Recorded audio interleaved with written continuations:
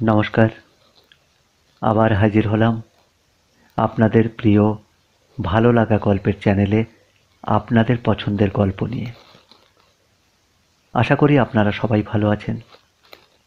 কাছে দূরের সকল শ্রোতা বন্ধুদের অনেক অনেক আন্তরিক শুভেচ্ছা জানিয়ে আজ শোনাব আপনাদেরই অনুরোধের সেই আকাঙ্ক্ষিত উপন্যাস তিতাস একটি নদীর নাম। এটি পাঠের জন্য অনেক শ্রোতা বন্ধুই অনুরোধ জানিয়েছিলেন। আশা করি আপনাদের সবারই ভালো লাগবে। তবে গল্পে যাওয়ার আগে ছোট্ট অনুরোধ জানিয়ে রাখি, এমনি ভালো ভালো গল্প বা উপন্যাসের অডিও শুনতে হলে এখনই সাবস্ক্রাইব করে বেল আইকনটি ক্লিক করে রাখুন, কারণ যাই প্রকাশ হবে আপনারা প্রথমেই শুনতে পাবেন। তো চলুন আর দেরি নয়, আজকের গল্প অদ্বৈত মল্লবর্পণের সেই অনবদ্য সৃষ্টি তিতাস একটি নদীর নাম। তবে আজ আপনারা শুনবেন প্রবাস খণ্ড।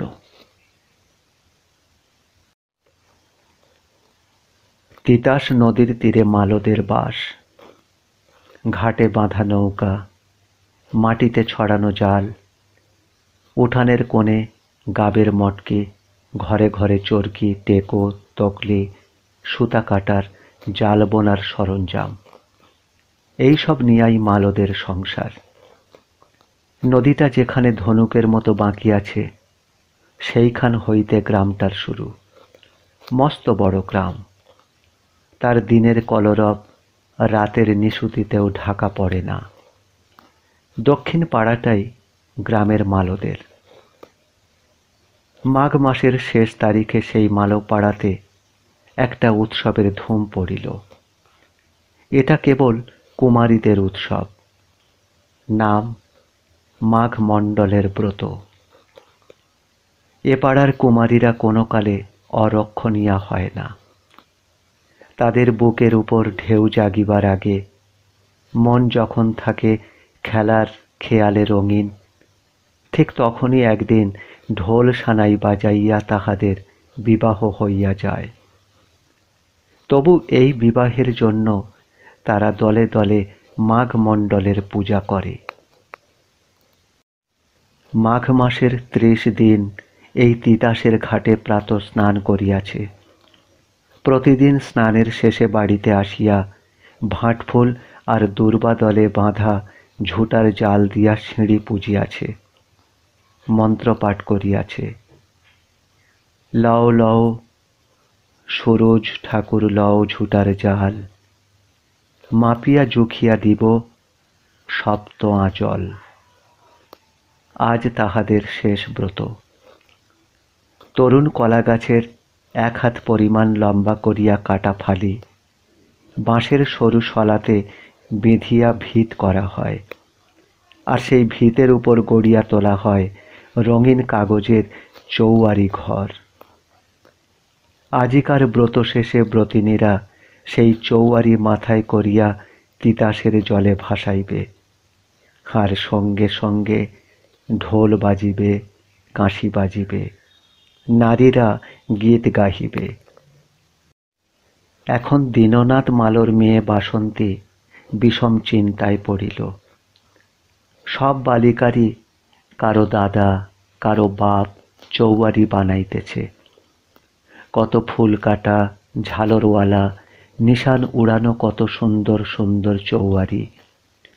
সংসারে তার একটি ভাইও নাই যে কোনো রকমে একটা চৌয়ারি খাড়া করিয়া তাহার মাঘ মাসের ব্রতের শেষ দিনের অনুষ্ঠানটুকু সফল করিয়া তুলিবে। তবে বাপের কাছে বলিতে গিয়াছিল, কিন্তু বাপ গম্ভীর মুখে আগুন ভরা মালসা, টিকা তামাক ভরা বাঁশের চোঙা আর দড়ি বাঁধা কলকেওয়ালা হুঁকা লইয়া নৌকায় চলিয়া গিয়াছে। কাঠায় লাগিয়া কাল তার জাল ছিঁড়িয়াছে, আজ সারা দুপুরে বসিয়া বসিয়া তাহাকে গড়িতে হইবে। কিন্তু মেয়ের এই মর্ম বেদনায় মার মন দয়ার্দ্র হইল। তাহার মনে পড়িয়া গেল কিশোর আর সুবলের কথা। দুইটি ছেলেতে গলায় গলায় ভাব। এইটুকু বয়সেই ডানপিটে বলিয়া পাড়াতে নামও করিয়াছে। তবে বাসন্তীর মার ভালোই লাগে এই ডানপিটে ছেলেদের।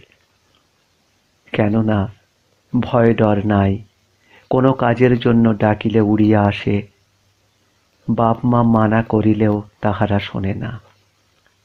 বিশেষত কিশোর ছেলেটি অত্যন্ত ভালো, যেমন ডানপিটে আবার তেমনই বিবেচক।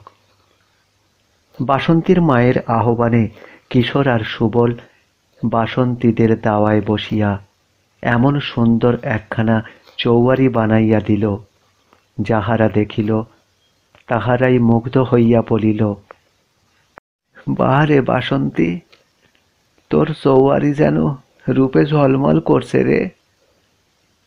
নিশানে ঝালরে ফুলে উজ্জ্বল সেই চৌয়ারিখানার দিকে গর্বভরে চাহিতে চাহিতে বাসন্তী উঠান নিকানো শেষ করিলে তাহার মা বলিল, বাবা কিশোর সুবল, উঠান জোড়া আলপনা আঁকমু, তোমরা একখান ঘোড়া আর কয়টা পক্ষী আইকা দাও। হ। বাল্য শিক্ষা বই খুলিয়া তাহারা যখন উঠানের মাটিতে হাতি ঘোড়া আঁকিতে বসিল, বাসন্তীর তখন আর আনন্দ ধরে না। সারা মালোপাড়ার কারো উঠানে হাতি ঘোড়া নাই, কেবল তাহারই উঠানে থাকিবে। শিল্পীদের অপটু হস্তচালনার দিকে মুগ্ধ দৃষ্টিতে চাহিয়া বাসন্তী এক সময়ে খুশিতে হাসিয়া উঠিল। আলিপনার মাঝখানে বাসন্তী ছাতা মাথায় দিয়া একখানি চৌকিতে বসিল, আর ছাতাখানা সে আস্তে আস্তে ঘুরাইতে লাগিল। আর তাহার মা সেই ছাতার উপর খই আর নাড়ু ঢালিয়া দিতে লাগিল। হরির লুটের মতো ছেলেরা কাড়াকাড়ি করিয়া সেই নাড়ু ধরিতে লাগিল। আর সবচেয়ে বেশি ধরিল কিশোর আর সুবল। নারীরা গীত গাহিতেছে, সখী ওই তো ফুলের পালং রইল, কই কালা চাঁদ আইল। বহু দিনের সেই পুরানো গীত। 7 বছর আগে বাসন্তী যখন পেটে আসে, তখনও তাহারা এই গানই গাহিত উৎসবের এই দিনটিতে। আজও উহাই গাহিতেছে, আর সঙ্গে সঙ্গে দুখাই বাদ্যকর ঢোল আর তার ছেলে কাঁসি বাজাইতেছে। প্রতি বছর একই রকম তালে তারা ঢোল আর কাঁসি বাজায়। আজিও সেই রকম বাজাইতেছে। সবই একই রকম আছে, পরিবর্তনের মাঝে কেবল দুখাইয়ের ঢোলটা আরো পুরানো হইয়াছে, আর তাহার ছেলেটা আরো বড় হইয়াছে। বাসন্তীর মাথায় জবজবে তেল, পরনে মোটা শাড়ি। সেই কালকের থেকেই যেন আজ তাকে অনেকখানি বড় দেখাইতেছে। এইভাবেই বাসন্তী আরো বাড়িয়া উঠিবে, এইভাবেই কিশোরও বড় হইয়া উঠিবে, সুবলও বড় হইয়া উঠিবে। তবে কিশোর ছেলেটি অনেক ভালো, বাসন্তীকে তার পাশেই ঠিক মানাইবে। বাসন্তীর মার চিন্তায় বাধা পড়িল মেয়ের ডাকে, মা, ও মা, দেখ দেখ সুবল দাদা আর কিশোর দাদার কাণ্ড।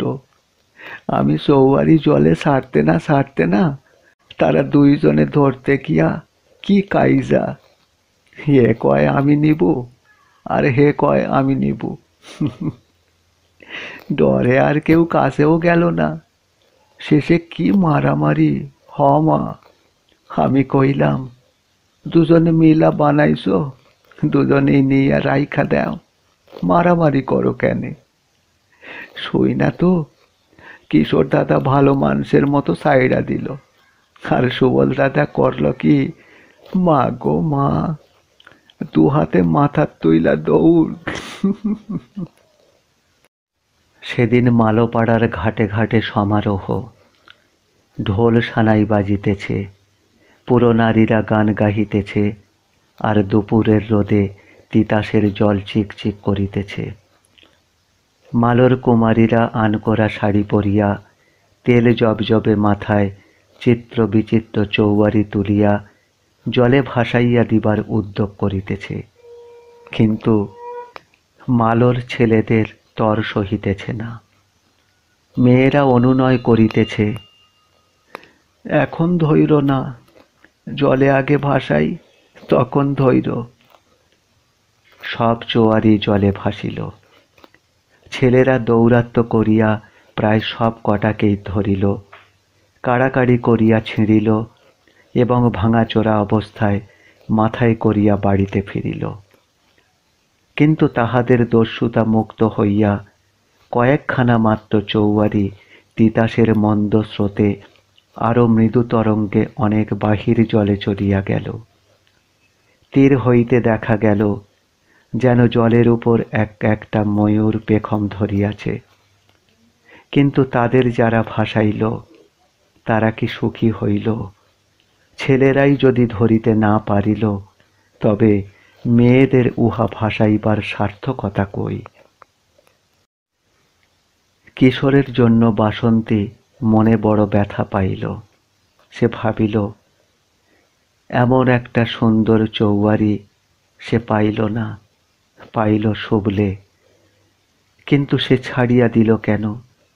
এমন নির্বিবাদে ভালো মানুষের মতো ছাড়িয়া দিল। কিন্তু মনে যে কষ্ট পাইয়াছে তাহা ঠিক। মানুষটাই এই ধাঁচের। বন্ধু যেন আর লোকের থাকে না।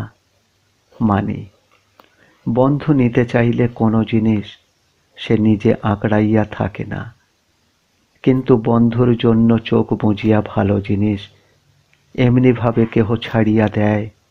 দেয় না। সুবলের বাপ গগনমালর কোনো কালেই নাও জাল ছিল না। সে সারা জীবন কাটাইয়াছে পরের নৌকায় জাল বাহিয়া। যৌবনে সুবলের মা ভর্ৎসনা করিত, বলিত, সুবলের বাপ গগনমালর কোনো কালেই নাও জাল ছিল না। সে সারা জীবন পরের নৌকায় জাল বাহিয়া কাটাইয়াছে। তাই সুবলের মা ভর্ৎসনা করিত, বলিত, এমন টুলাইনা গিরিস্তি আর কতদিন চালাইবা? হ্যাঁ, জাল করবা, নাও করবা, সাউকারি কইরা সংসার চালাইবা।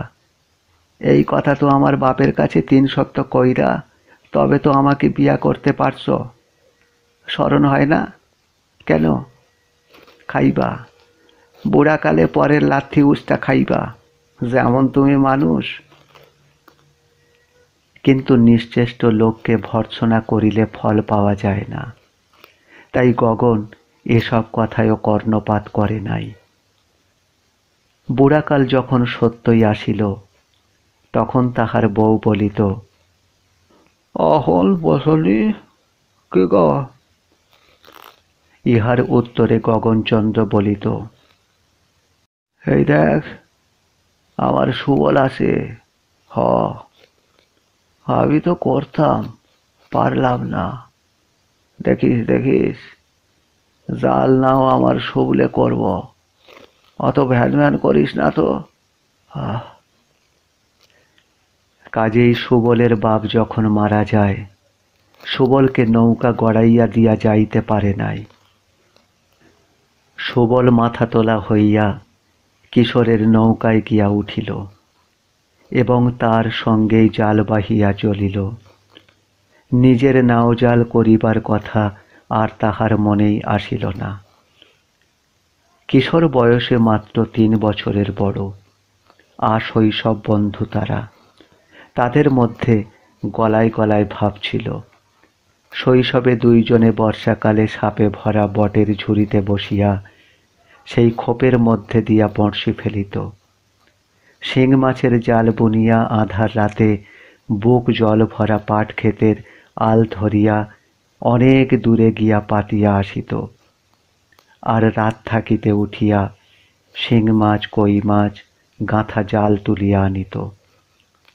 এসব জালে অনেক সময় সাপ গাঁথাও পড়ে, কিন্তু মালর ছেলেরা তাতে ভয় পায় না, কেননা অনেক মরিয়া গিয়াও তারা অনেক বাঁচিয়া থাকে। একদিন দুজনেরই বাপ তাদের পাঠশালায় পাঠাইল। প্রথম দিনটা তারা চুপচাপ কাটাইল। পরের দিন ভিন্ন পাড়ার ছেলেদের সঙ্গে মারামারি করিয়া শিক্ষকের মার খাইল। আর তার পরের দিন নিজেদের মধ্যে মারামারি করিয়া শিক্ষকের হাতে যে মার খাইল তাহার মাত্রা সহনাতীত হইয়াছে বিবেচনা করিয়া দুইজনই একসঙ্গে বাহির হইয়া পড়িল। পাঠশালায় আর গেল না। গুরুজনের মার খাইল, তবু গেল না। বরং সেদিন কিশোর কলা গাছের খোল কাটিয়া চটি জুতার মতো পড়িল, আর সাথীকে ধমকাইয়া বলিল, হেই শুভলা, দেখ, আরে দেখ না, আমি বৈকুণ্ঠ চক্রবর্তী, তুই আমারে ভক্তি দে। আসলে শিক্ষকের কাকা বৈকুণ্ঠ চক্রবর্তী চটি পায়ে উঠানে রোদে বসিয়া তামাক টানিত, আর পালেরা বণিকেরা পথ চলিতে তাহাকে পা ধরিয়া প্রণাম করিয়া যাইত। কিশোর ইহা লক্ষ্য করিয়াছিল। তারপর একদিন দুজনেরই উপর তাগিদ আসিল, সুতা পাকাও, জাল বোনো, আর কি করবে? তিতাস নদীর প্রশস্ত তীর, সেখানে এক দৌড়ের পথ লম্বা করিয়া সুতা মেলিত। বাঁশের চরখিতে কাঠি লাগাইয়া দুইজনে 1 2 3 বলিয়া এমন জোরে পাক লাগাইত যে কাঠি ভাঙিয়া চরকি কাত হইয়া মাটিতে পড়িয়া যাইত। বর্ষায় যে বটের ঝুড়িতে বঁড়শি ফেলত, সুদিনে তারই তলা ছিল গরমের দুপুর কাটাইবার উত্তম স্থান। জাল লইয়া দুইজনে সেইখানে গিয়া বসিত। জাল পায়ের বুড়া আঙুলে ঠেকাইয়া দুজনেই সমান গতিতে তকলি চালাইত। তাতে জালে অনেক বাজে গিঁট পড়িত সত্য, কিন্তু বোনাটা খুব আগাইত। তারপর এক সময়ে কিছুদিন আগে পিছে দুজনেরই নাও জালে হাতে খড়ি হইল। অল্প দিনের মধ্যেই পাকা জেলে বলিয়া পাড়ার মধ্যে তাহাদের নাম হইয়া গেল। মাছের জো ফুরাইয়া গিয়াছে। মালদের অফুরন্ত চাহিদা মিটাইতে গিয়া দিতে দিতে তিতাস ক্লান্ত হইয়া পড়িয়াছে। দুপুর পর্যন্ত জাল ফেলা জাল তোলা চলিল, কিন্তু একটি মাছও নৌকায় ফেলিতে পারিল না। জালের হাতায় হ্যাঁচকা একটা টান মারিয়া কিশোর বলিল, এই দেখ শুভলা, ওই জগৎপুরের ডহরে যা, বুঝলি, ইহানে তো জালে মাছে এক করা গেল না। কিন্তু ডহরের অতল স্পর্শী জল জালের খুঁটিতে দীর্ণ বিদীর্ণ করিয়াও মাছের হদিশ মিলিল না। কিশোর পায়ের তলা হইতে বাঁশের গুঁড়ি ছাড়িয়া দিয়া এক টানে বাঁধ খুলিয়া ফেলিল। আচমকা আঘাতে ডহরের নিস্তরঙ্গ জল কাঁপিয়া উঠিল, আর তাহারি দিকে চাহিয়া কিশোর বলিল, এই দেখ শুভলা, জান বাঁচাইতে চাস তো উত্তরে চল। হ্যাঁ। একদিন কয়েকখানা নৌকা সাজিল উত্তরে যাইবে, প্রবাসে। তাদের সঙ্গে কিশোরের নৌকাও সাজিল। তারা পুরনো ছই নূতন করিল, নৌকা ডাঙায় তুলিয়া গাবকালি মাখাইল, জালগুলিকে কড়া গাব খাওয়াইয়া 3 দিন বিশ্রাম দিল, আর অতিরিক্ত কিছু বাঁশ আর দড়াদড়িও জোগাড় করিল। কিশোরের বাপ সঙ্গে যাইলে বাড়িতে থাকিবার কেউ থাকে না। বুড়া মানুষ বাড়িতে থাকিয়া সকাল সন্ধ্যে ঘাটে কিনিয়া বেচিয়া যাহা পাইবে তাহাতেই সংসার চালাইবে। সুতরাং আর একজন ভাগীদার দেখা দরকার। কিশোরের বাপ ভাবিয়া দেখিল, 2 জন বালক কোনোদিন বড় নদী দিয়া বিদেশে যায় নাই। সেখানে গিয়া অনেক কথা বলিতে হইবে, বুদ্ধি বিবেচনা করিয়া খরচ করিতে হইবে। আবার ডাকাতে ধরিয়া জাল ছিনাইতে চাহিলে সামান্য জাল নিয়া কেবল গরিবকেই মারা হইবে, আর কোনো লাভ হইবে না বলিয়া ডাকাতের মন ভিজাইতে হইবে। তাই একজন বয়স্ক লোকের দরকার। জলের উপর মাস 6 চড়িয়া বেড়াইতে হইলে একজন অভিজ্ঞ লোকের প্রয়োজন। তিলকচাঁদ প্রবীণ জেলে, একটু বেশি বুড়া। তা হোক, সঙ্গে তো 2 জন জোয়ান মানুষ রহিল। তাই একদিন কিশোরের বাপ রাব তামাক মাখিয়া গুল করিতে করিতে বলিল, এই দেখ, ওই তিলকচাঁদ সব জানে শোনে, বুঝলি, তারে নে। গাঁয়ের নাম সুখদেবপুর, খোলার নাম উজানিনগরের খোলা, আর মোড়লের নাম বাঁশিরাম মোড়ল, বুঝলি, তারে নে। একদিন উষাকালে 3 জনে নৌকায় উঠিল। বিদায় দিবার জন্য নদীর পারে যারা গেল তাদের সংখ্যা বড় কম। একজন আধবুড়ি কিশোরের মা, আর একজন বাসন্তীর মা, আর তার মেয়ে বাসন্তী, সেই 11 বছরের কুমারী কন্যা। বুড়ি বলিল, মায়ার মা, জোকার দাও না, দাও দাও। বুড়ির ঠোঁটে আর জোকার বাজে না। তাই বাসন্তী ও তার মা জোকার দিল। 1.5 জনের উলুধ্বনি বলিয়া তাহা উষার বাতাসকে কাঁপাইয়া দিল, মাত্র কলরব তুলিল না। কিশোরের বাপ নদী তীরে যায় নাই, ঘরে বসিয়া কেবল ঘন ঘন তামাক টানিতেছিল। ছেলেকে বিদায় দিয়া ঘরে আসিয়া বুড়ি কাঁদিয়া উঠিল। 5 পীর বদরের ধ্বনি দিয়া প্রথম লগি ঠেলা দিল তিলক। সবল হালের বৈঠা ধরিল। তার জোর টানে নৌকা সাপের মতো হিস হিস করিয়া ঢেউ তুলিয়া ঢেউ ভাঙিয়া চলিল। আর তিলকচাঁদ গলুয়ে গিয়া দাঁড় ফেলিয়াছে, কিন্তু তার দাঁড়ে জোর বাঁধিতেছে না, শুধু পড়িতেছে আর উঠিতেছে। ছইয়ের উপর একখানা হাত রাখিয়া কিশোর মাঝ নৌকায় দাঁড়াইয়াছিল। সে দেখিতেছিল তাদের মালোপাড়ার ঘর বাড়ি, গাছপালা, আর খুঁটিতে বাঁধা নৌকোগুলি অতিক্রান্ত উষার স্বচ্ছ আলোকেও কেমন অদৃশ্য হইয়া যাইতেছে। অদৃশ্য হইয়া যাইতেছে সারা গ্রামটি আর সেই গোচারণের মাঠ।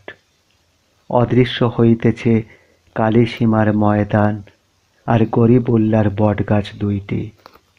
জলের উষ্ণতায় শীতের প্রভাতী হাওয়াও কেমন মিষ্টি মিষ্টি। গলুইয়ের দিকে আগাইয়া গিয়া কিশোর বলিল, যাও তিলক, তামক খাও গিয়া, দাঁড়টা দাও আমার হাতে।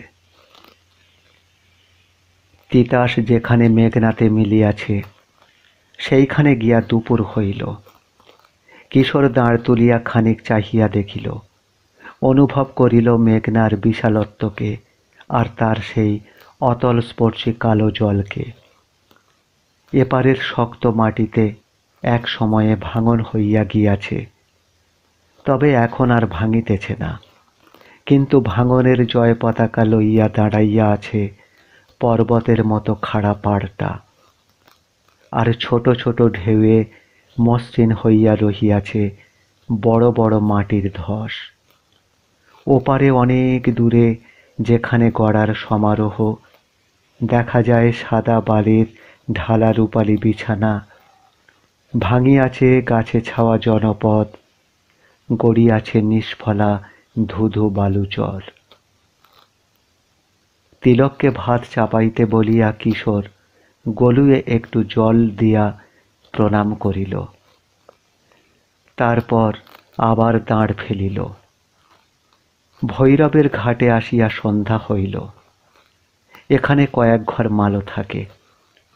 ঘাটে খুঁটি বাঁধা কয়েকটি নৌকা, পাড়ে বাঁশের উপর ছড়াইয়া দেওয়া কয়েকটি জাল, আর এখানে সেখানে মাটিতে 4 কোনা গর্তে গাবের দাগ, আর পাশে গাবের মটকি, গামলা, বেতের ঝুড়ি, দেখিলেই চেনা যায় এখানে মালোরা থাকে।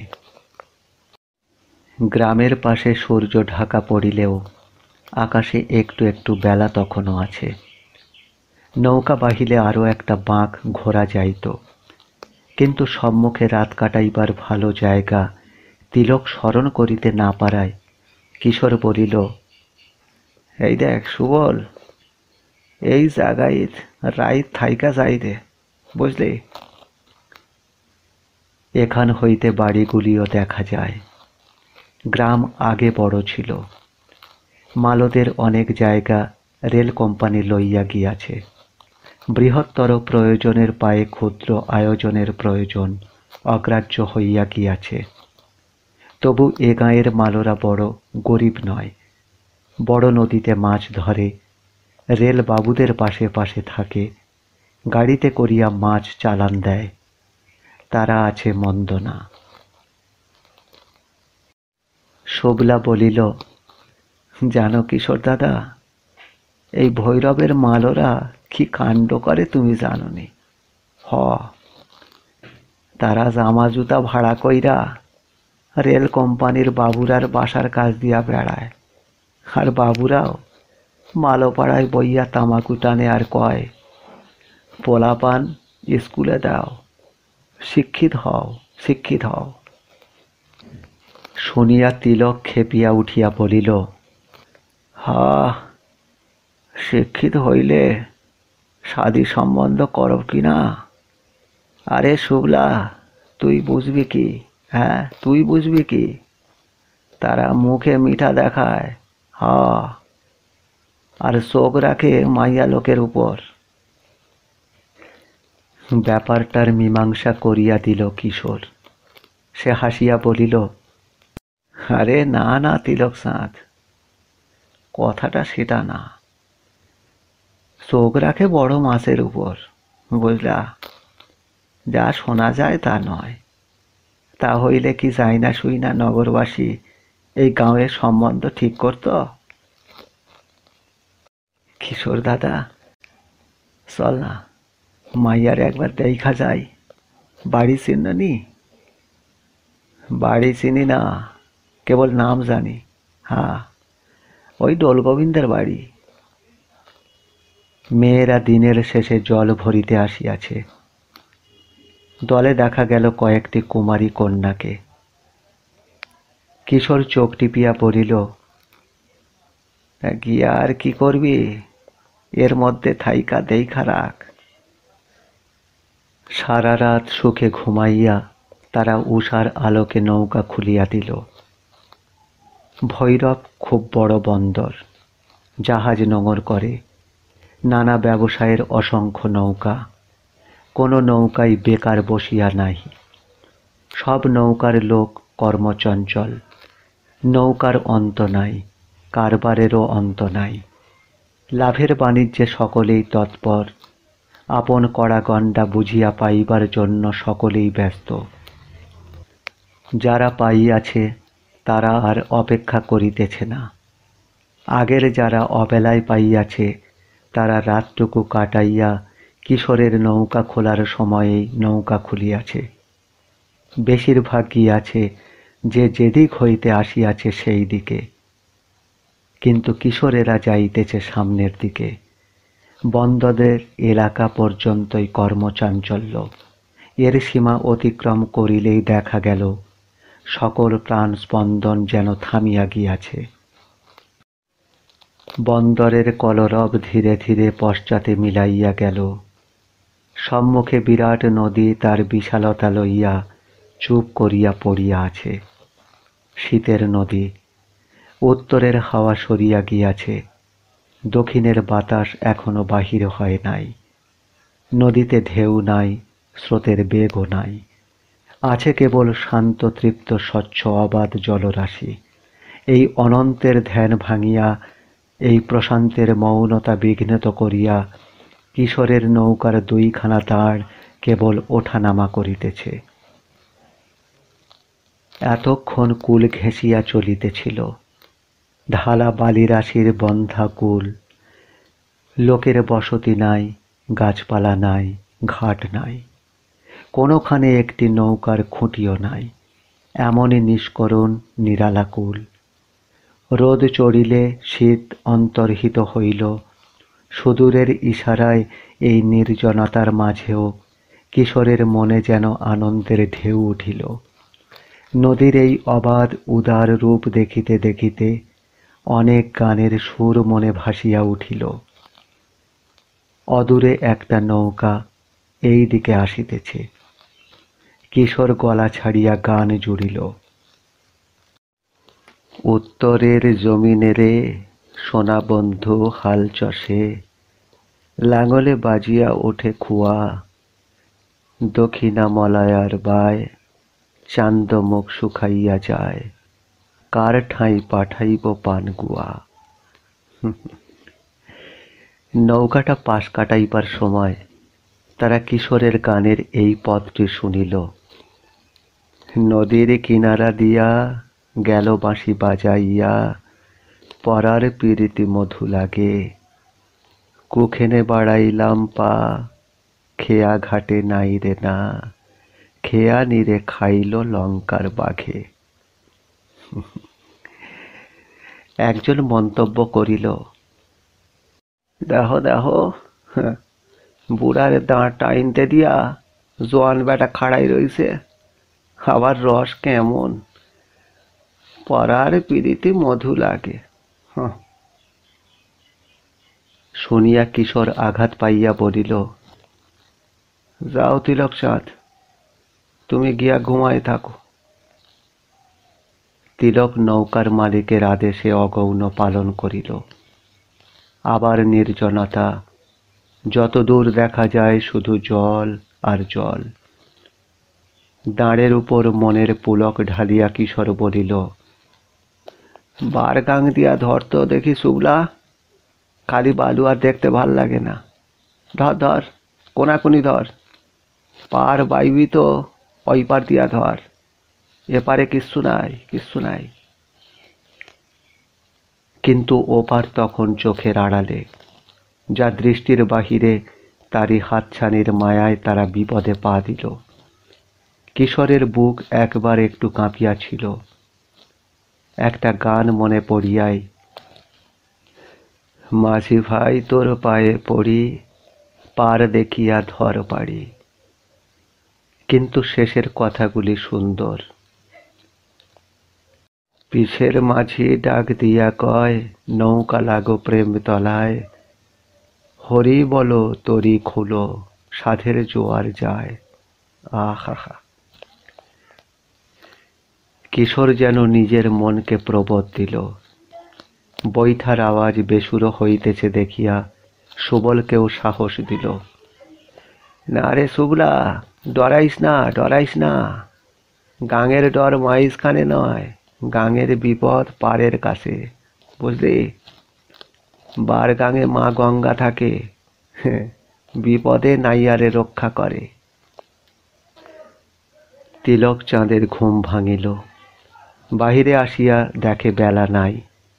নৌকার লক্ষ্য যে তীরের দিকে, সে তীরেরও ভরসা নাই। পশ্চাতে ফেলিয়া আসিয়াছে যে তীর, তারও ভরসা নাই। শীতের বেলা ফুরাইল তো একেবারেই শেষ হইয়া গেল। নদীর উপর যাও বা একটু আলো ছিল, তাও অদৃশ্য হইল। তারপর তারা কুল হারা হইয়া কেবল মেঘনার বুকেই নিরুদ্দেশ হইল না, আঁধারের বুকেও আত্মসমর্পণ করিল। সুবল বৈঠা রাখিয়া ছইয়ের ভিতর আসিল।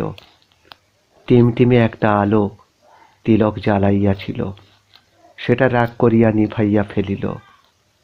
তিলক তামাক টানিতেছিল, সে এক টানা টানিয়া টানিয়া চলিল। শুধু কিশোর নিরাশ হইল না, সুবলের পরিত্যক্ত হালখানা হাতে লইয়া জোরে কয়েকটা টান দিল। হঠাৎ যেন নৌকাটা কিসের উপর ঠেকিল, আর ঠেকিয়া একেবারে নিশ্চল হইয়া গেল। আতঙ্কিত হইয়া তিলক বলিয়া উঠিল, আর আশা নাই শুভলা, বুঝলি? কুমিরের দল নাও কাঁধে লইছে। শুভলা কহিল, আমার মাথা হয়েছে, নাও আটকাইছে চরে, বাহির হইয়া দেখ না। বাহির হইয়া দেখিয়া তিলক বলিল, এখানে পাড়া দে, বুঝলি। রাত পোহাইলে দেখা গেল এখানে নদীর বুকে একটুখানি চর জাগিয়াছে, তারই উপরে লোকে নানা জাতের ফসল বুনিয়াছে, চারাগুলিতে ফুল ধরিয়াছে। মাছি মাকড়েরা ইহারি মধ্যে বাসা করিয়াছে। পাখ পাখালিরাও খোঁজ পাইয়া সকাল বেলাতেই বসিয়া গিয়াছে, ঠিক যেন মেলার মতো। ভোরের রোদে নৌকা খুলিয়া দুপুর নাগাদ অনেক পথ আগাইয়া তারা পূব পার ধরিল। ঘাটে নৌকো বাঁধা, পাড়ে জাল টাঙানো, সেখানেও এক মালো পাড়া। চিন্নি তিলক, এটা কি গাঁও? তিলক চিনিতে পারিল না। এখানেই নাও রাখ শুভলা, দুপুরের ভাত এখানেই খাইয়া যাই। হ, খাওয়াইবার লাইগা তারা তৈয়ার হইয়া রইছে। আরে ভাত খামো নিজের আইদা, পরের আশা করি নাকি। ঘাটে সারি সারি নৌকা বাঁধা, তারই একটার পাশে সুবল নৌকা ভিড়াইল। একজন নৌকায় বসিয়া ছেঁড়া জাল গড়িতেছিল। কৌতূহলী হইয়া আগন্তুক নৌকার দিকে তাকাইল। দেখিল মালদের নৌকা, দেখিলেই চেনা যায়। ভিড়িতেই কোন গ্রামের নৌকা কোথায় যাইবে জিজ্ঞাসা করিল। তারাও জিজ্ঞাসা করিয়া জানিল গ্রামের নাম নয়াকান্দা।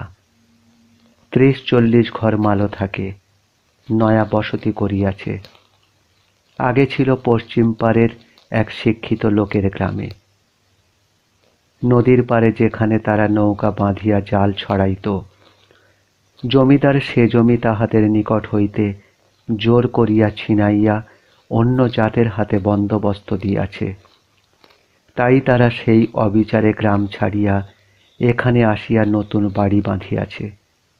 এখানে জমিদার নাই, বেশ শান্তিতে আছে।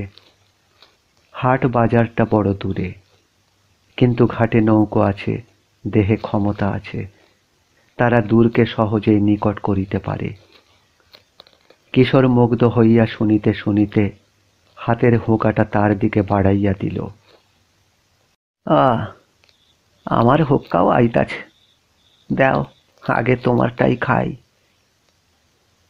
এই সময়ে একটি ছোট দিগম্বরী হৃষ্টপুষ্ট মেয়ে আসিতেছে দেখা গেল।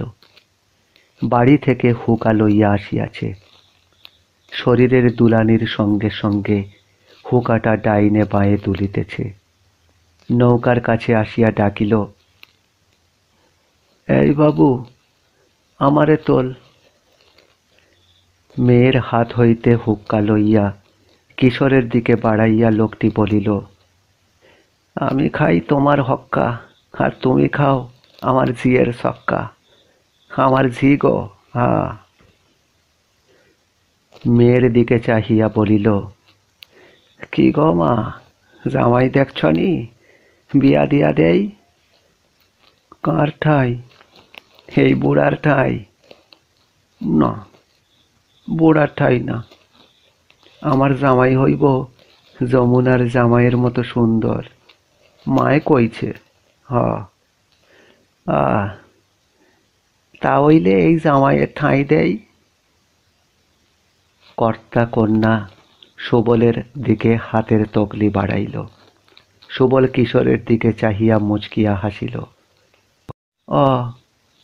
নাও লইয়া আইছ, নিয়া যাইবাই বুঝি? সুবল বলিল, হ হ, লইয়া যামু অনেক দূর। এই দেশের কাওয়ার মুখও দেখতে পারবা না। মেয়ের চিন্তিত মুখ দেখিয়া বাপের দয়া হইল। বলিল, না না, আমার মায়েরে যাইতে দিব না, দিব না। জামাই আমরা ঘর জামাই রাখমু। হ। বাড়ি যাইবার সময় লোকটি কিশোরকে বলিয়া গেল, শোনো মালর পুত, তোমরার পাক আমার বাড়িতেই হইব, বুঝলা। আমার ঝি তোমরারে নিমন্ত্রণ করল, কি কও? না না, আমরা নামই রাঁধবো, তুমি খাও গিয়া। রাইতের জালে যাও বুঝি? ইহানে রাইতের জাল বাওন লাগে না, বেহানে কটা বিকালে কটা খেউ দিলেই হয়। অদৈন্য মাছ, কত মাছ ধরবাই তুমি? লোকটি মেয়েকে স্নান করাইল, নিজে স্নান করিল, গামছা পরিয়া কাপড় নিংড়াইয়া কাঁধের উপর রাখিল। তারপর মেয়েকে কোলে তুলিয়া গ্রাম পথে পা বাড়াইল। কিশোরের চোখে ভাসিয়া উঠিল সুন্দর একটি পরিবারের ছবি, যে পরিবারে একটি নারী আছে, একটি নন্দিনী আছে, আর পুরুষকে সারা রাত নদীতে পড়িয়া থাকিতে হয় না। তার মনে যেন একটা ঔদাস্যের সুর খেলিয়া গেল। নির্লিপ্ত কণ্ঠে বলিল, কই রে শুভলা, কি করবি কর, নাও ভাসাইয়া দিমু। কিছুই করিতে হইল না। গলায় মালা, কপালে তিলক একজনকে পল্লী পথে বাহির হইয়া আসিতে দেখা গেল। তার মুখময় হাসি। কোনো ভূমিকা না করিয়াই বলিল,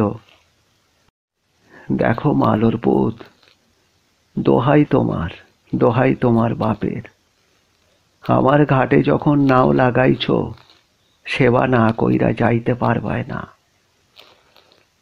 সবল তার কথা বলার ভঙ্গি, প্রত্যেকটি কথা আত্মপ্রত্যয়ে সুদৃঢ়। কিশোরের মৃদু প্রতিবাদ শনের মতো উড়িয়া গেল। খাইতে বসিলে সেই নন্দিনী গর্বিত পাত্রান্বেষী লোকটি বলিল, আমি তখনই মনে করছিলাম, আমার হাতে সাড়া পাইলেও সাধুর হাতে সাড়ার নাই। তাই তো ঘাটে কিছু না কইরা জানাইয়া দিলাম সাধুরে। খাওয়ার পর সাধু ধরিল, শোনো, বরং আজ রাতটুকু থাইকা যাও। হ্যাঁ, একটু আনন্দ করিবার বাসনা হইয়াছে। তিলক বলিল, কিন্তু বাবা, আমরা তো গান বাজনা জানি না। জানো না? তা কোন জায়গাতে বিরাজ করো তোমরা? হ্যাঁ, আগে ওই গ্রামের নাম গোকন ঘাট।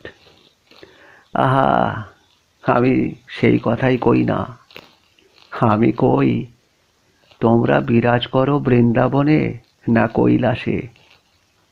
তোমরা কৃষ্ণ মন্ত্রী না শিব মন্ত্রী? হ্যাঁ? তিলকের সেই কোন যৌবনকালে গুরুকরণ হইয়াছিল।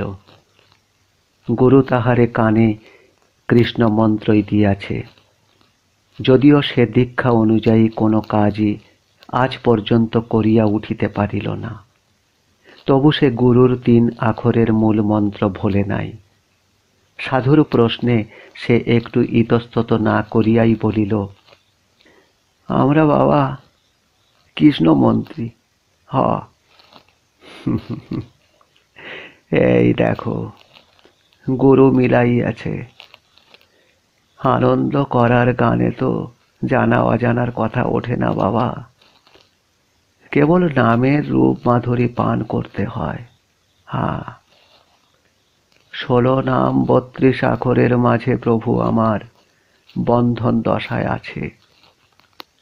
শাস্ত্রে কয় বৃন্দাবনে অপ্রাকৃত মদন মোহন, বিতর্ক বিলাসের কথা। সে হইল নিত্য বৃন্দাবনের কথা। তিনি তো লীলা বৃন্দাবনে আইসা সবলাদি সখা আর ললিতাদি সখী সহ আদ্যা শক্তি শ্রীমতী রাধিকারে লইয়া লীলা কইরা গেছে। আর সেই লীলা বৃন্দাবনে এখন আর তানরা নাই, আছেন নিত্য বৃন্দাবনে। আর সেই নিত্য বৃন্দাবন আছে এই দেহেরই মধ্যে। তবেই দেখো, তানরা এই দেহের মধ্যে বিরাজ করে। তারপর নদিয়া নগরের প্রভু গৌরাঙ্গ অবতারের কথাখান ভাবো না কেনে? হ্যাঁ, পদকর্তা কইছে, আছে মানুষ গোসই, আছে মানুষ গৌর চাঁদের ঘরে, নিগুড় বৃন্দাবনে গোসই আছে মানুষ। এক মানুষ বৈকুণ্ঠবাসী, আর এক মানুষ কালো শশী, আর এক মানুষ গোসই দেহের মাইঝে রসের কেলি করে, নিগুড় বৃন্দাবনে গোসই আছে মানুষ। কথাগুলির অর্থ তিলক কিছু কিছু বুঝিল। কিশোর ও সুবল মুগ্ধ আনুগত্যের দৃষ্টি দিয়া বক্তার সেই কথাগুলি উত্তম রূপে শুনিয়া লইয়া মনে মনে বলিল, এসব তত্ত্ব কথা অত্যন্ত শক্ত জিনিস, যে বুঝে সেই স্বর্গে যায়। আমি তুমি পাপী মানুষ, আমরা কি বুঝিব? অনেক রাত পর্যন্ত গান হইল। সাধু নিজে গাহিল, পাড়ার আরো দু চারজন গাহিল। তিলকও তাহার সেই জানা গানটি গাহিল। উঠান মাটি ঠন ঠন পীড়া নিল সতে, গঙ্গা মইল জল তিরাসে, ব্রহ্মা মইল শীতে। সাধুর নির্বন্ধাতিশয্যে কিশোর আর সুবল দুইজনে তাহাদের গাঁয়ের সাধুর বৈঠকে শোনা দুই তিনটি গান গাহিয়া সাধুর চোখে জল আনিয়া দিল। তাহাদের গান শুনিয়া সাধু মুগ্ধ হইল, আর ততোধিক মুগ্ধ হইল তাদের সরল সাহচর্যে। মনে মনে বলিল, বৃন্দাবনের চিরকিশোর তোমরা, কৃষ্ণে তোমাদের গোলকের আনন্দ দান করুক। আমাকে যেমন তোমরা আনন্দ দিলে, তোমরাও তেমনি আনন্দময় হও। পরদিন তারা এইখান হইতে নৌকা খুলিল। ছপ ছপ ছলাৎ শব্দ করিয়া নৌকা দুই তরুণের দাঁড়ের টানে ঢেউ ভাঙিয়া ভাঙিয়া আগাইয়া চলিল। তীরে সাধু দাঁড়াইয়া। নৌকা যত দূরে যাইতেছে তার দুই চোখ জলে ভরিয়া উঠিতেছে। তাহার কেউ নাই, সকলের মধ্যে থাকিয়াও সে একা। তারা আনন্দ করিতে জানে না, আনন্দ দিতে জানে না। আর যারা আনন্দ দিতে পারিল, তাকে একটানা দৈনন্দিনতার মধ্যে ফেলিয়া তারা ওই দূরে সরিয়া যাইতেছে। অকুল মেঘনার অবাধ জলরাশির উধার শুভ্র বুকের উপর একটি কালো দাগের মতো ছোট হইতে তারা এক সময় মিলাইয়া গেল। সাধুর বুক ছাপাইয়া বাহির হইল একটি দীর্ঘ নিঃশ্বাস। তারা দিয়া গেল অনেক কিছু, কিন্তু নিয়া গেল তার চাইতেও অধিক। এইখানে পাড়টা ধনুকের মতো বাঁকিয়া দিয়াছে। বাঁকা অংশটা জুড়িয়া স্রোতের আবর্ত এত জোরে পাক খাইয়া চলিতেছে যে তীরে লাগিয়া অমন শক্ত মাটিকেও যেন করাত কাটা করিতেছে। ছিন্ন মূল তালগাছের মতো ভাঙিয়া ভাঙিয়া পড়িতেছে এক একটা অতিকায় মাটির ধস। ভাঙনের সেই সমারোহে পড়িয়া পাড়টা খাড়া উঁচু হইয়া উঠিয়াছে। দেখিলে বড় ভয় হয়। ইহার নিকট দিয়া নৌকা চালাইতে বিপদের আশঙ্কা আছে। যদি একটি ধস ভাঙিয়া নৌকার উপরেই পড়ে যা স্রোত, আগানো বড় কঠিন। তবু তো আগাইতে হইবে। সকাল হইতে নৌকা বাহিয়া সুবল দুপুরে খাইয়া ঘুমাইয়া পড়িয়াছে। একটানা রাতের জালে যাওয়ার এমনই অভ্যাস। জালে না গেলেও রাতে চোখে ঘুম আসে না। দুপুরে চোখে ঘুম আসে, তাই ঘুমাইতে হয়। আর তিলক তিলক সে কাজ দুপুরের আগেই সারিয়াছে। হাতে হুঁকা লইয়া শুইয়াছিল। হাতের হুঁকা হাতেই ছিল। দেখিয়া মনে হইয়াছিল যেন সে চাহিয়াই আছে। চোখ খোলা, অথচ এরই মধ্যে ঘুমাইয়া নিয়াছে। এখন গলুইয়ে বসিয়া ঝপাঝপ দাঁড় ফেলিতে ফেলিতে জলের দিকে চাহিয়া বলিল, এইবার মাছ যা পড়ব কিশোর, জলের রূপখানা একবার চাইয়া দেখ, দেখ দেখ। মেঘনার বিশালতা এখানে অনেক কমিয়া গিয়াছে। ভাটিতে থাকিতে এপার হইতে ওপারে একটা রেখার মতো দেখা যাইতেছে। এখন উজানে আসিয়া এপারে থাকিয়া ওপারের খড়ের ঘরগুলি পর্যন্ত সুস্পষ্ট দেখা যাইতেছে। বিকালে ঘুম ভাঙিয়া উঠিয়া সুবল অবাক হইল। হ্যাঁ রে তিলক, ইটা কোন গাং? কোন গাং আবার? যে গাং দিয়া আসা হইছে? ও, এখানে মেঘনা এত ছোট? যত উজানে যাইবা ততই ছোট। আরো কত উজানে যাইতে হইব? হ্যাঁ, উজানি নগরের খলা কত দূর? আর ওই যে সুখদেবপুরের মাসিরাম মোড়লের বাড়ি আর কত দূর? আবার ঘুমাইয়া থাক, একেবারে তার ঘাটে নাও ভিড়াইয়া ডাক দিমু। যাও তো, আর ঠিসারা কইর না। দূরে একখানা ছায়াছন্ন পল্লী, গাছপাতায় সবুজ, তাকে পাশে রাখিয়া যেন অকস্মাৎ নদী টানা ধনুকের মতো বাঁকিয়া সোজা পশ্চিম দিকে অদৃশ্য হইয়াছে। পশ্চিম পারের আড়ালে পড়ায় এখান হইতে তাকে আর দেখা যাইতেছে না। বাঁকানো ঢালা পার, পড়ন্ত রোদে তার বালিরাশি চিকচিক করিতেছে। সেই বালি ঢালা পাড়ের উপর এক স্থানে 10-12খানি বড় বড় খড়ের ঘর। গাছপালা একটিও নাই, এমনকি কোনোখানে সবুজের চিহ্ন মাত্র নাই, কেবল বালি আর কয়েকখানা ঘর, মরুর বালুকায় পান্থ নিবাসের মতো। আর ব্যতিক্রম কেবল সচল অজগরের মতো এলাইয়া পড়া এই নদীটি। আরও একটু স্পষ্ট হইয়া উঠিলে তিলক তার বৃদ্ধ চক্ষু দুইটির প্রতি অসীম করুণায় কিঞ্চিৎ আবেগের সঙ্গে বলিল, ওই দেখ, ওই দেখা যায় সুখদেবপুর আর ওই উজানি নগরের খলা। হ্যাঁ। কিশোর আর কোনো কথা বলিল না। যেখানটার পরে নদী আর দেখা যাইতেছে না সেই দিকেই শুধু চাহিয়া রহিল। বাঁশিরাম মোড়লের ঘাটে যখন নৌকা ভিড়িল তখন সন্ধ্যা হইয়া গিয়াছে। শুনিল মোড়ল খুব প্রতাপশালী লোক।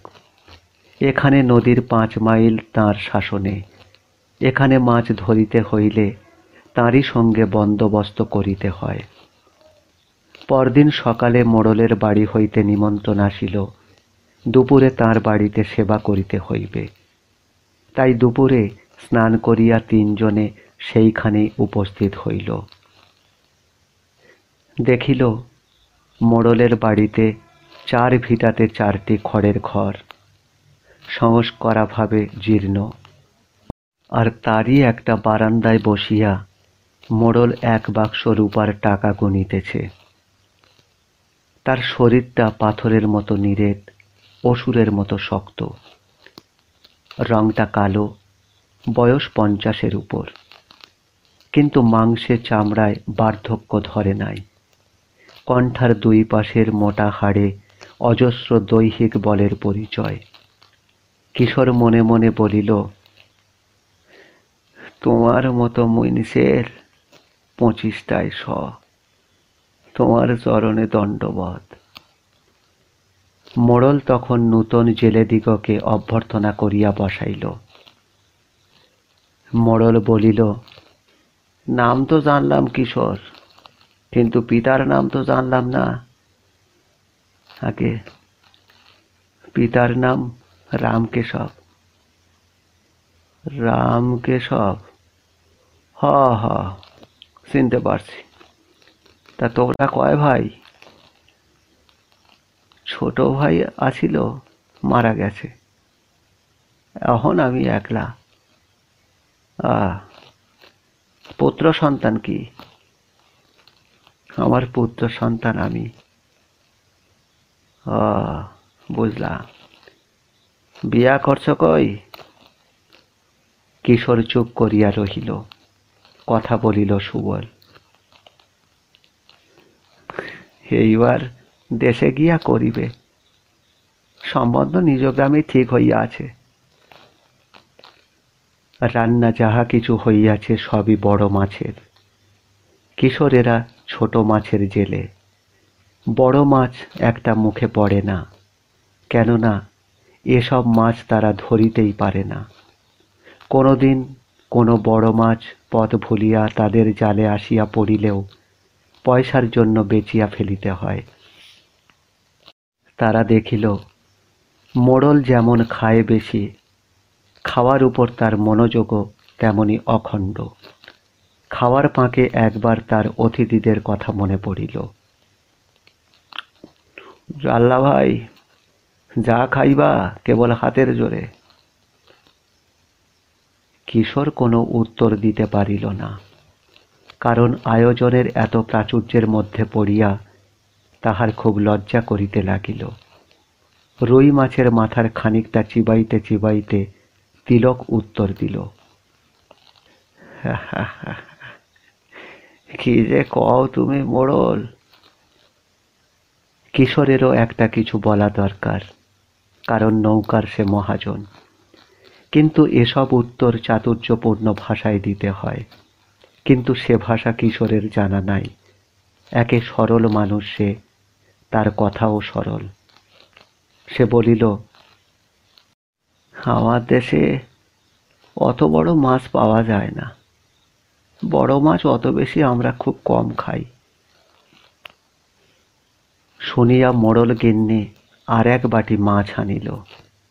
কিশোর প্রবল আপত্তি করিয়া জানাইল, না না, আর লাগবা না। মোড়ল বউ বুদ্ধিমতী, কিশোরের এঁটো পাতে বাটিটা শব্দ করিয়া ঠেকাইল। কারণ এবার তো কিশোরকে মাছগুলি সবই খাইতে হইবে। মোড়ল বউ লম্বা ঘোমটা টানিয়া পরিবেশন করিয়াছে, মুখ দেখা যায় নাই। মুখ দেখা গেল খাওয়ার পর। তারা বারান্দায় বসিলে যখন পান দিয়া গেল তখন। মোড়ল চৌকির উপর বিরাসনে বসিয়াছে। তাকে ছেলেবেলার গল্পে শোনা সেই হনুমান ভীমাদি কোনো বীরের মতো দেখাইতেছে। কিশোর তাকে চোরা দৃষ্টিতে দেখিতেছে আর ভাবিতেছে, রাগ নাই, অহংকার নাই। মানুষটার আছে কেবল শক্তি। উহার বুকের কাছটিতে একবার বসিতে পারিলে ঝড় তুফানেও যেন কিছু করিতে পারিবে না। এমন সময়ে গিন্নি স্বামীর হাতে হুঁকা দিয়া গেল। একটু পরে পানের বাটা সাজাইয়া আনিয়া চারিজনের মাঝখানে রাখিতেই তার ঘোমটাটা সরিয়া গেল। কিশোর মুহূর্তের জন্য তার মুখখানা দেখিতে পাইল। দেখিল শ্যামাঙ্গে ক্ষীণকায়া তরুণী। ভৈরবকায় মহাদেবের পাশে বালিকা বধূ গৌরীকে যেমনটি দেখাইত, এ বউটা তার পাশে বসিলে ঠিক তেমনটি দেখাইবে। কিশোর চিন্তিত মনে বসিয়া রহিল। মোড়ল বলিল, কি ভাবছ, আমার স্থিরাচার? কিশোর আঘাত পাইল। আমি বুঝি এই ভাবছি। আর কি ভাববা, আর কি ভাববা? আমার ঘরে এই ছাড়া আর কেউ নাই, আর যে ছিল সে মারা গেছে। থাকলে তোমারে লইয়া এখন কত ঠার ঠিরাশা করত। মোড়ল, কি জানলা, তোমার দিকে চাইয়া আমার শিব ঠাকুরের কথা মনে পড়ে। তোমার অত নাম ডাক, কিন্তু বাড়ি ঘরের ছিরি নাই তাজ্জবের কথা। মোড়ল তার আয়ত চোখ দুটি মেলিয়া তার স্নিগ্ধ দৃষ্টি কিশোরের চোখ দুটির মধ্যে ডুবাইয়া দিল। আমার মনে পড়ে যে শিবের কথা, সে শিব বুড়া। সকলের দরবারে তার নামটা, কিন্তু ঘরে তো তার দৈন দশা। শিশুর মতো বাধিত হইয়া মোড়ল বলিল, তুমি আমারে শিব ঠাকুর বানাইলা? হ্যাঁ, না জানলা? তুমি আমারে বুড়া শিব বানাইলা। তবে আমার গৌরী বড় ভালো, তারে আবার নাচাইও না। হ্যাঁ, আর আমরা তো শিব মন্ত্রী না, আমরা কৃষ্ণ মন্ত্রী। তা তোমরা কোন দেশের দেশি? তিলক জবাব দিল, বৃন্দাবনের। আহ, বুঝলাম, তোমরাও কৃষ্ণ মন্ত্রী। কৃষ্ণে মিলাইছে। রাইতে আনন্দ করা যায়, মনে থাকে যেন। অহন একটু গড়াইয়া যাও। উত্তম ভোজন পাইলে তিলকের পেট উঁচু হইয়া ওঠে, নির্লজ্জভাবে অস্তিত্ব স্বপ্রমাণ করে। উহার সম্বন্ধে সচেতন হইয়া তিলক বলিল, ঠিক কথাই কইছ মোড়ল, যা খাওয়াইছ গড়াইয়া যাইতে হয় লাগবে। খাড়া হইয়া যাওয়ার ভরসা খুব কম। রসিকতা। মোড়ল শশব্যস্তে প্রতিবাদ করিল, সে কথা কই না জানলা। আমি কই, পাঠি বিছাইয়া দেওক, একটু গড়াইয়া লও, তারপর যাইও। রাইতে আবার উজাগর করতে লাগব।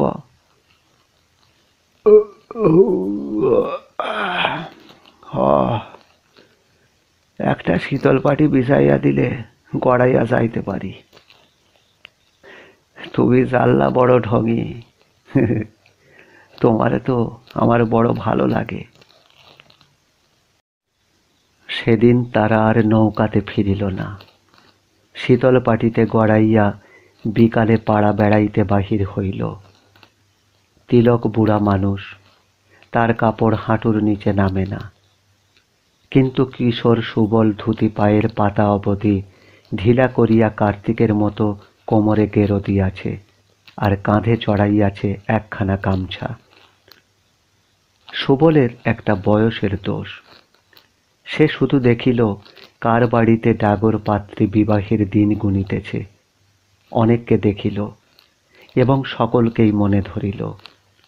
ইহাদের বাপ মা সুবলকে লক্ষ্য করিতেছে এবং মনে হইল তারা বলিতেছে, ওগো ছেলে, যাওয়ার পথে আমার মেয়েকে নিয়া যাও। বাতাসে ভর করিয়া সুবলের কানে যেন এই কথা পাঠাইতেছে। ইহা কল্পনা করিয়া সুবল মনে মনে পুলকিত হইয়া উঠিল। আর কিশোর ভাবিতেছে আর এক রকম কথা। এ গাঁয়ের লোকগুলি কি স্বাস্থ্যবান। নারী পুরুষ ছেলে বুড়ি সকলের গায়েই জোরের জোয়ার বহিয়া চলিয়াছে। আটকায় কার সাধ্য। সকলেরই রং কালো, তবে হালকা রংচটা কালো নয়, একেবারে তেলতেলে পাথরের সুগঠিত মূর্তির মতো কালো। কিশোরদের গাঁয়ের লোকও বেশিরভাগই কালো, কিন্তু মাঝে মাঝে পরিষ্কার লোকও আছে। আর নারীরাও অনেকেই কালো, আবার অনেকেরই রং ফর্সা। কিন্তু আমাদের ওই বাসন্তীর রং তো রীতিমতো ব্রাহ্মণ পণ্ডিতের মেয়ের মতো। কিন্তু এ গাঁয়ের নারী পুরুষ সকলেই কালো। আর একটা ভালো জিনিস কিশোরের চোখে পড়িয়াছে। এখানে ঘরে ঘরে জাল যেমন আছে, তেমনি হালও আছে। প্রত্যেক বাড়িতেই এক পাশে জালের সরঞ্জাম আর আরেক পাশে হালের সরঞ্জাম। যেমন একদিকে আছে গাবের মটকি, জালের পুঁটলি দড়াদড়ি, ঝুড়ি ডোলা, আবার আর একদিকে লাঙল জোয়াল, কাঁচি নিড়ানি, মই। অযত্ন রক্ষিত ঘর দুখানার একখানাতে যেমন দুই এক পুরুষের পুরানো জালের পুঁটলি পুরাতন পঞ্জিকার মতো জমিয়া উঠিয়াছে, ঠিক তেমনি অন্যখানাতে বিভিন্ন বয়সের গরু বাছুরের ঘাসে ফ্যানে গোবরে থমথম করিতেছে। মনে হয় ইহাদের জীবন দেবতা আকাশের আদম সুরতের মতো দুই দিকে আঙুল বাড়াইয়া রাখিয়াছে। একদিকে নদী মাছে ভর ভর, আর একদিকে মাঠ ফসলে হাসি হাসি। কোনোদিন কোনো অদৃশ্য শয়তান যদি ইহাদের জালের গেঁটগুলি খুলিয়া দেয়, অথবা নৌকার লোহার বাঁধগুলি আলগা করিয়া ফেলে, আর নদীর জল চুমুক দিয়া শুষিয়া নেয়, ইহারা তো মরিবে না, খেতে শস্য ফলাইবে। এক হাতে খেতে শস্য ফলাইবে, আর এক হাতে জালগুলি নৌকাগুলি আগের মতো ঠিক করিয়া লইবে। যথাকালে বর্ষার জল নামিয়া নদীটাকে আবার যৌবনবতী করিয়া দিবে। ইহারা মরিবে না। কিন্তু আমরা কি মরিব? আমাদের গাঁয়ের মালদের কারো ক্ষেত খামার নাই, কিন্তু তিতাস আছে। তাকে শোষণ করিবে কে? আরে ও কিশোর, তামাকু পাওয়া যায় কই? হ্যাঁ, এক সিলুম তামাক। তিলক এই বলিয়া কিশোরের ধ্যান ভঙ্গ করিল। সন্ধ্যার পর গানের আসর বসিল। প্রথম গান তুলিল তিলক, আর সুবল গোপীযন্ত্র বাজাইল। কিশোর কেবল হাততালি দিয়া মাথা দুলাইয়া তার রাখিয়া চলিল। এখানে কৃষ্ণ মন্ত্রী শিব মন্ত্রী দুই মতের লোকই আসিয়াছে। প্রথম আসর বন্দনা গাওয়ার পর দেখা গেল এক কোণে কয়েকজন গাঁজার কলিকা সাজাইতেছে। তিলক ও জিনিস কালে ভদ্রে গ্রহণ করিয়া থাকে। এবারও সে এক টান কষিল, নাক দিয়া ধোঁয়া ছাড়িল। তারপর সুবলের দিকে রক্তচক্ষু করিয়া বলিল, বাজাও বাজাও। সুবল গোপীযন্ত্র পেটে ঘষিয়া তাল ঠুকিল। মোড়ল মাঝ আসরে বসিয়াছিল। তার দিকে হাত বাড়াইয়া তিলক গান জুড়িল। কাশীনাথ যোগিয়া তুমি নাম ধরো নিরঞ্জন, সদাই যোগাও ভূতের মন, ভূত লইয়া করো খেলন, সিংহা ডম্বুর কাঁধে লইয়া নাচিয়া। আবার অপর পক্ষের একজন বলিল, মোড়ল, গান বড় বেধারাই চলছে। হাও, এখানে এই গানটা মানাই তো। এক পয়সার তেল হইলে 3 বাতি জ্বালায়, জেলে বাতি সারা রাতি ব্রজের পথে চলে যায়। মোড়ল নিষেধ করিতে যাইতেছিল। বিদেশি মানুষ, সন্ধি ধরো কিনে। কিন্তু তাহার মুখের কথা মুখেই রহিয়া গেল। অনেক দিনের অনভ্যাসের পর তিলকের মগজে গাঁজার ধোঁয়া গিয়াছে, তাই সামলাইতে পারিল না। অনেক কষ্টে মাথা খাড়া করিবার চেষ্টা করিয়া এক সময় মোড়লের কোলের উপর এলাইয়া পড়িল। নেত্রীহারা হইয়া কিশোরেরা আর গান গাহিল না, কেবল শুনিয়া চলিল। বিরোধী দল অনেক রকম গান গাইবার পর যখন রাধাকৃষ্ণের মিলন গাহিয়া আসর শেষ করিল, তখন মোড়লের একটা লোক বাতাসার হাঁড়ি হাতে আগাইয়া আসিয়া কিশোরকে বলিল, আরে কি হইল, লও লও। কিশোর যেন স্বপ্নস্থিতের মতো সচেতন হইয়া হাত পাতিল। তারপর তিলককে ডাকিয়া তুলিল। তিলক যখন চোখ মেলিল, আসরে তখন ভাঙন ধরিয়াছে। নদীর বুকে সকালটা বড় সুন্দর।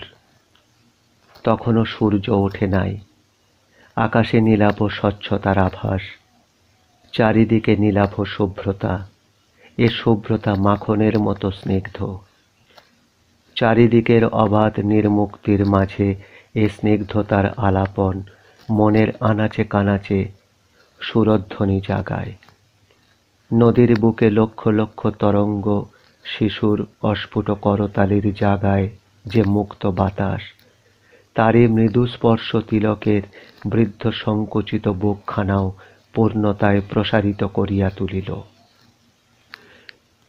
পূর্ব দিকে মোড়লদের পল্লী, গাছগাছালিতে ঢাকা উত্তর দিকে নদীটা বাঁকিয়া বাঁ দিকে অদৃশ্য হইয়াছে।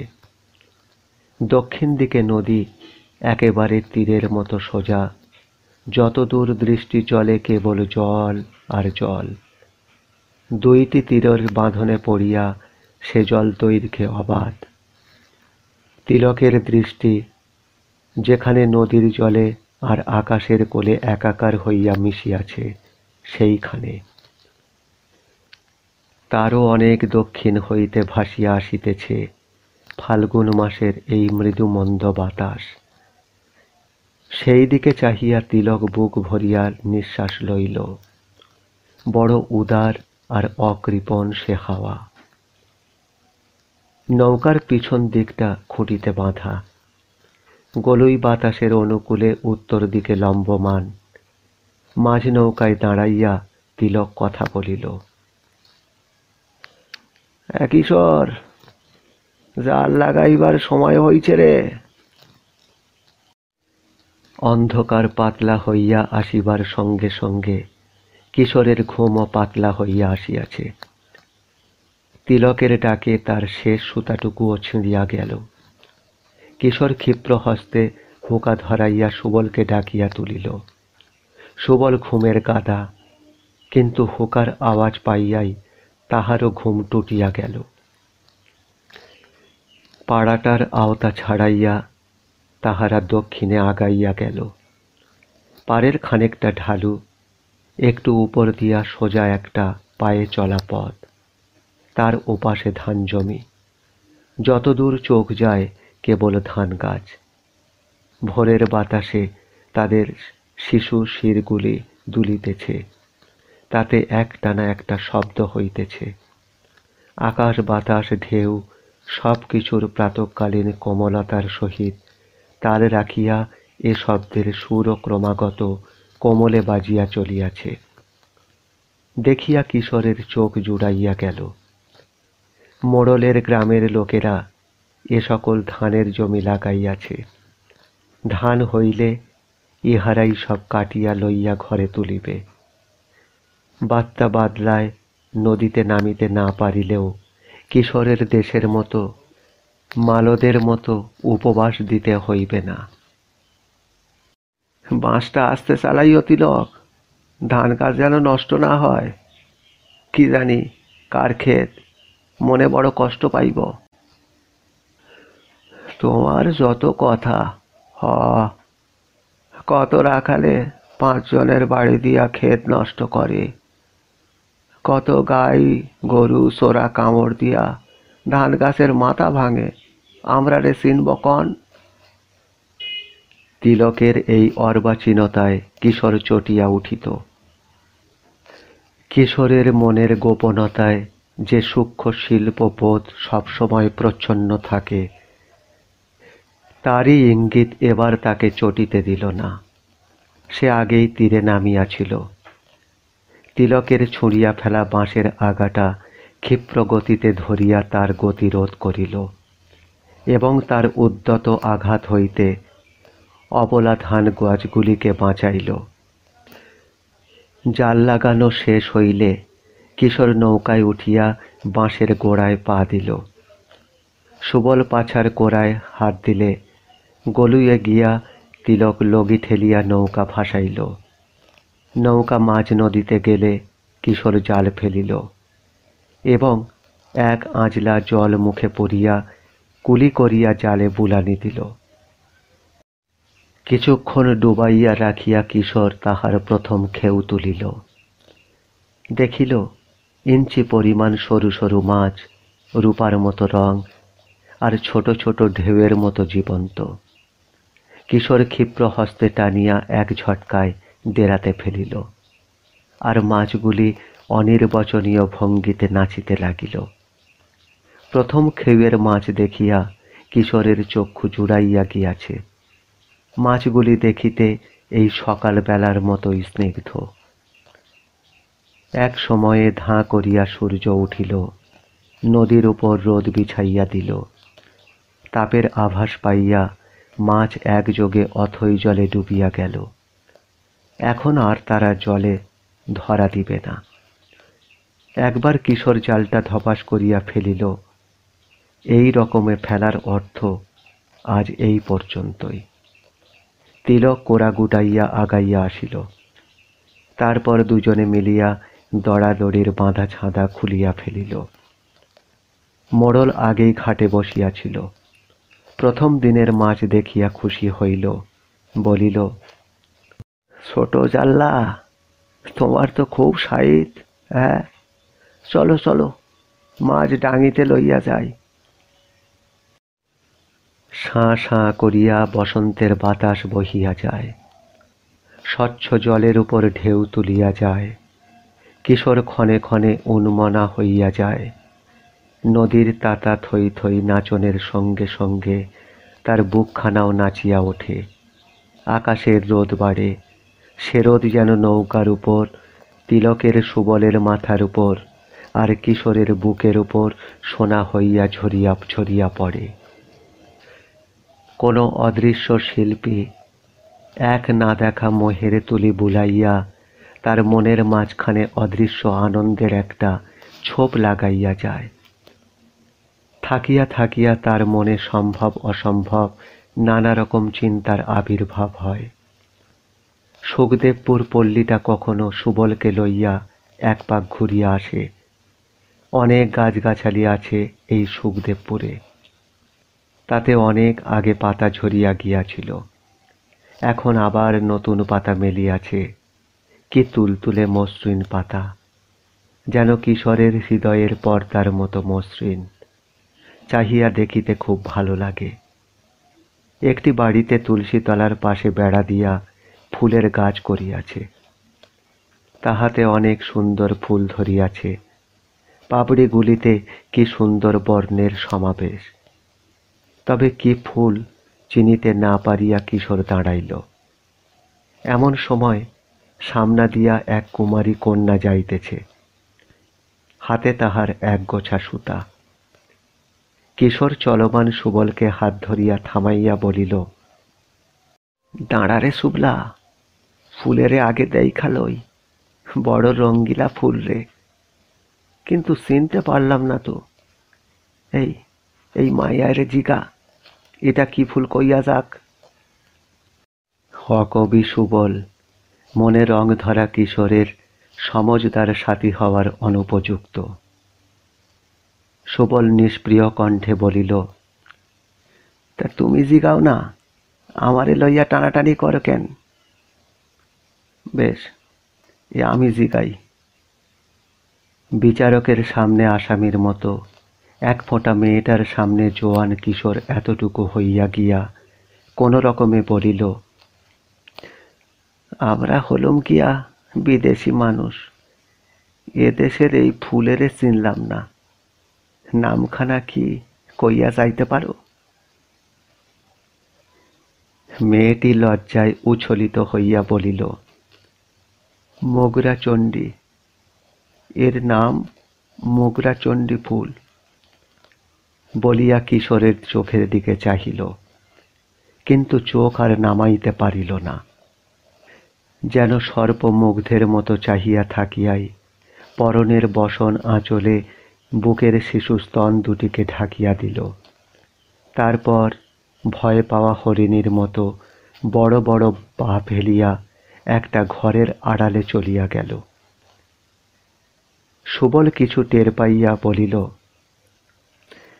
কিন্তু যা কও দাদা, তোমার বাসন্তীর মতো একটা মাইয়াও এই সুখদেবপুরে দেখলাম না। আমার বাসন্তী? তুই কি কইলি শুগলা? হ গো হ, তোমার সঙ্গে বিয়া হইব। এই ক্ষেপের টাকা লইয়া দেশে গেলেই তোমার সঙ্গে বিয়া হইব। তোমার বাসন্তী কমু না, তবে কি আমার বাসন্তী কমু? না রে শুক্লা, না, থিসারার কথা না। বাসন্তীরে আমার তোর লগেই 7 পাক ঘুরাইয়া দেব। মনরে চোখ ঠার কেনে কিশোর দাদা? বাসন্তী যে তোমার হাঁড়িতে চাল দিয়া রাখছে, তুমি তো কম জানো না। না রে শুক্লা, আমার মন যেমন কয় না, কথাখান ঠিক না। আসলে যারে ল্যাংটা থেইকা দেখছি, ছোটকালে যারে কোলে পিঠা লইছি, হাসাইছি, কাঁদাইছি, ডর দেখাইছি, ভেওরা বানাইয়া দিছি, তারে কি বিয়া করন যায়? যায় না। বিয়া করন যায় তারে যার লগে কোনোদিন দেখা সাক্ষাৎ হয় নাই। হ, দেখা সাক্ষাৎ খালি মুখাচণ্ডীর সময়, সেই যে গীত জোকারের লগে পিঁড়ের উপর শাড়ির ঘোমটা তুইলা যখন চোখ মেইলা চায়, সেই হয় সত্যের স্ত্রী। হ, আর সকল তো ভয়ীন। সুবল ভাবে কিশোরের মাথার ঠিক নাই। কিন্তু যদি সত্যি বাসন্তীর সহিত কিশোরের বিবাহ না হয়, তবে বাসন্তীর বিবাহ হইবে কাহার সহিত? সুবল ভাবে। মনের ভিতর একটা কিছু হইতেছে টের পাইয়া কিশোর কিছু লজ্জিত হয়। বলে, চল ফিরা যাই শুভলা, আর পাড়া বেড়াইবার দরকার নাই, চল। সে অজানা ভাব অধিকক্ষণ থাকে না, থাকিলে হয়তো কিশোর পাগল হইয়া যাইত।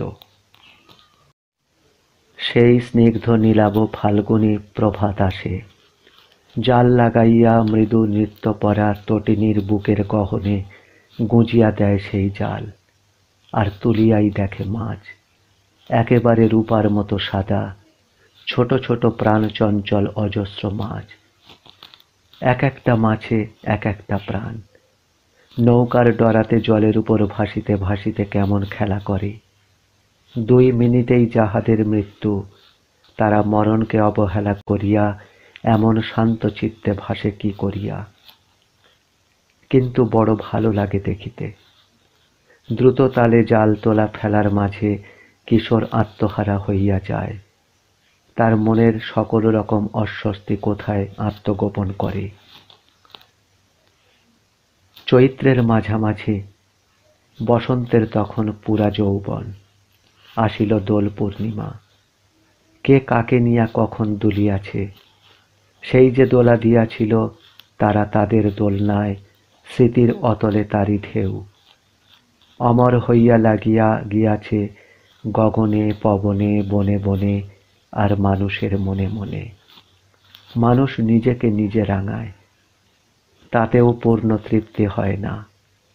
সে প্রিয়জনকে রাঙায়, তাতেও পূর্ণ তৃপ্তি পায় না। তখন তারা আত্মপর বিচার না করিয়া সকলকেই রাঙাইয়া আপন করিয়া তুলিতে চায়। তেমনি রাঙাইবার ধুম পড়িয়া গেল ওই সুখদেবপুরের খলাতে। তারা ঘটা করিয়া দোল করিবে, 10 জনকে নিয়া আনন্দ করিবে। সুখদেবপুর গ্রামের সকলকেই তারা নিমন্ত্রণ করিল। মোড়লের গাঙে রায়তী হিসাবে কিশোররাও নিমন্ত্রিত হইল। কাল সকাল থেকে রাত অবধি হোলি, গান বাজনা, রং খেলা আর খাওয়া দাওয়া হইবে।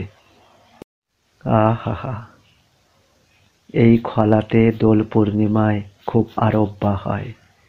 মাইয়া লোকে করতাল বাজাইয়া যা নাচে, নাচে তো না, যে পরীর মতো নৃত্য করে, পায়ে ঘুংরা, হাতে রাম করতাল। এ নাচ যে না দেখছে, মায়ের গর্ভেই রইছে। কিশোর সমাধান বাতলাইয়া দিল। নদীর ওপারে হাট বসে, সাবান কিনিয়া আনিলেই হয়। কিন্তু 1 টুকরো সাবানের জন্য এত বড় নদী পাড়ি দেওয়া চলে না। শেষে সমাধান আপনা থেকেই হইয়া গেল। ভাটিতে বেদের বহর নোঙর করিয়াছে। বেদিনীরা আয়না চিরুনি, সাবান, বড়শি, মাথার কাঁটা, কাঁচের চুড়ি, পুঁথির মালা লইয়া নৌকা করিয়া সুখদেবপুরের হাটে বেসাত করিয়া যায়। তবে সাপের ঝাঁপিও দু একটা সঙ্গে থাকে। কিশোরেরা মাছ ধরায় ব্যস্ত, বেলা পড়িয়াছে। আবার আরেকটু বাড়িলে মাছেরা অতলে ডুব দিবে। এখনই যত ছাঁকিয়া তোলা যায়, আর উঠিতেছেও খুব। ঠিক এমন সময়ে এক বেদিনী ডাক দিল, দাদা, মাছ আছে? কিনিতে আসিয়া তারা বড় বিরক্ত করে। তিলক ঝানু লোক বলিল, না না, মাছ নাই, মাছ নাই।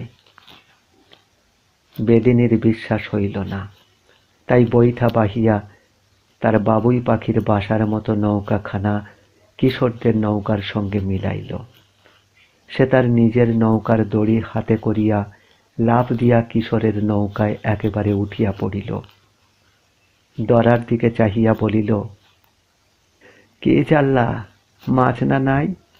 দাও, 4 পয়সার মাছ দাও।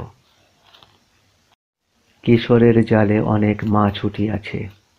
বাঁশের গোড়ায় পা দিয়া জালের হাতায় টান মারিয়া সে বুক চিতাইল, আর তার পিঠ ঠেকিল বেদিনীর বুকে। বেদিনী তরুণী, স্বাস্থ্যবতী। তার স্তন দুইটি দুর্বিনীতভাবে উঁচাইয়া উঠিয়াছে। তার কোমল উন্নত স্পর্শ কিশোরের সর্বশরীরে বিদ্যুতের শিহরণ তুলিল। বাঁশের গুঁড়ি হইতে পড়িয়া গিয়া হাত পা ভাঙিয়া হয়তো সে একটা কাণ্ড করিয়া বসিত। বেদিনী এক হাত ডান বগলের তলায় ও অন্য হাত বাম বগলের উপরে দিয়া বুক পর্যন্ত বাড়াইয়া কিশোরকে নিজের বুকে চাপিয়া ধরিল। অবলম্বন পাইয়া কিশোর পড়িয়া গেল না, কিন্তু দিশা হারাইল।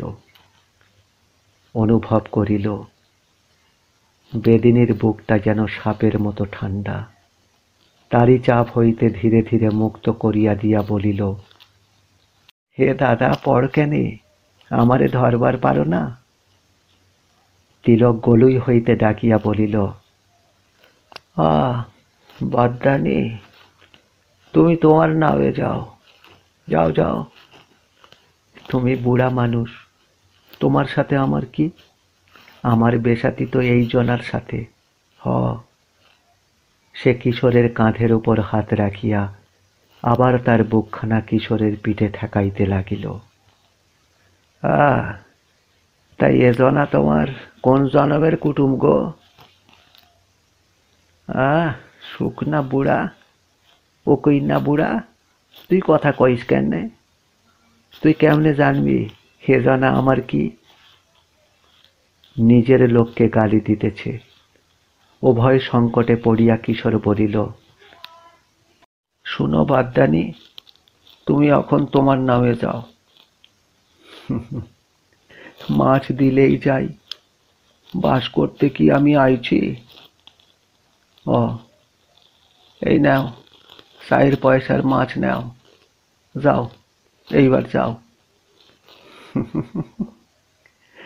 মাছ তো পাইলাম, কিন্তু মানুষ তো পাইলাম না। তুমি আমার মনের মানুষ, গো। নাগরালি রাখতো, যা এখন।